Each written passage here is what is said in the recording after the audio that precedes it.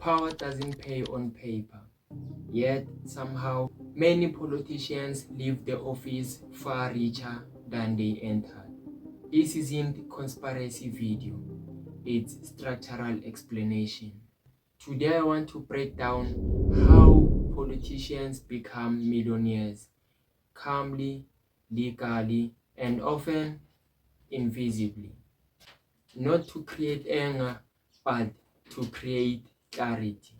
Because if you don't understand systems, you end up blaming individuals instead of incentives. Most politicians start with an ordinary salary. In many countries, it's good but not millionaire level. So the money doesn't come from paycheck, it comes from access. Access is the real currency here. When someone holds political office, three things change immediately. They gain influence over decisions, they gain visibility, they gain proximity to capital.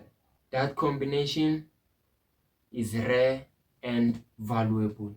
The first pathway is connections. Politicians meet business leaders daily. Executives, developers, contractors, and investors. And most of people never get into that room. Politicians, they live in it. Even after office, those relationships don't disappear. Instead, they compound. This is why former politicians often become board members, advisors, and consultants. Not because of technical skill, but because of who they can still call. The second pathway is knowledge. Politicians often know what laws are coming before they are even public, what industries will be regulated, which one will benefit. That information is massive financial value. Now, directly trading on insider information is illegal in theory, but reality is more subtle. Spouses invest, friends invest, network move quietly, nothing obvious, nothing loud, just early positioning. The third pathway is state contract. Governments are biggest buyers in any country. Infrastructure, technology, health, defense, and politicians don't always own companies themselves. That would be too obvious. Instead, relatives own them, allies own them, long-time associates own them. Contracts flow through relationships, not forms. On paper, everything looks compliant. In practice, incentives are aligned. Before I continue, if you are getting value from this breakdown, subscribe. My goal is simple: 500 subscribers before the end of this year, not for status, but to build serious, long-term achieve of thinking like this. If that aligns with you, subscribe and keep going with me. The fourth pathway is post office monetization. This is where real money shows up. Once a politician leaves the office, they are suddenly experienced, respected, and strategic. Speaking fees appear, consulting contracts appear, international opportunities appear.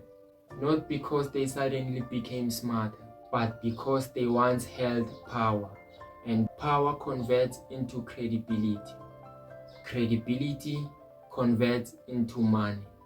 The fifth pathway is kinda legal corruption. This sounds harsh, but it's accurate. Most systems allows politicians to accept donations, sit on boards, own assets, and also influence the regulation, all while claiming neutrality. So corruption doesn't look like cash in envelopes. It looks like campaign funding, lobbying, partnerships, different rewards. Nothing criminal, just optimized. Here is the real lesson. The system rewards position, not effort. Leverage, not labor. Politicians don't get rich because they work harder than everyone else. They get rich because they sit at junction points of money and decisions. This isn't about hating politicians, it's about understanding incentives. When incentives are misaligned, outcomes repeat. My reflection today is simple. Most people are taught to chase income, very few are taught to chase leverage. Politics is one form of leverage. Business is another. Media is another.